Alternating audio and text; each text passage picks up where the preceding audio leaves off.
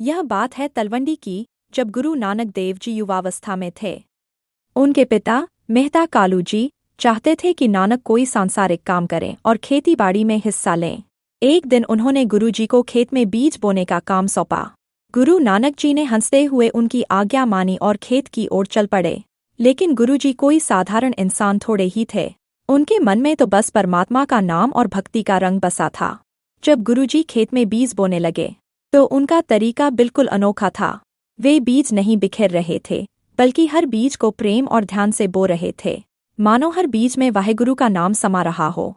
आसपास के लोग देखकर हैरान थे, क्योंकि गुरुजी का हर काम डिवाइन स्पर्श से भरा था। लेकिन तभी एक और चमत्कार हुआ। खेत के पास एक बड़ा पेड़ था, जिसकी छाया खेत पर पड़ रही थी। अचानक वह छाया हिलने लगी और स्थिर नहीं रही, मानो प्रकृति भी गुरुजी की उपस्थिति में नाच रही हो।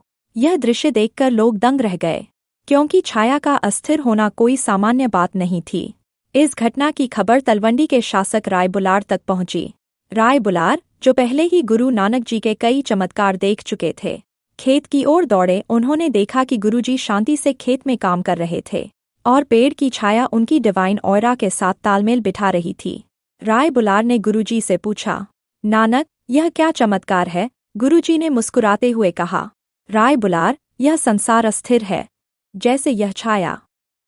सच्ची स्थिरता तो केवल वाहेगुरु के नाम में है।